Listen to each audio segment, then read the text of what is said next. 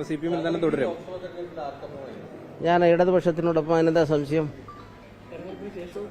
ആണല്ലോ, വ്യക്തിപരമായിട്ടാണ്. അത് ഇന്നോ ഇന്നലെയോ ബന്ധമുള്ള ആളുകളല്ല. അദ്ദേഹം എൻ്റെ വീട്ടിൽ 1-2 വട്ടം വന്നിട്ടുണ്ട്.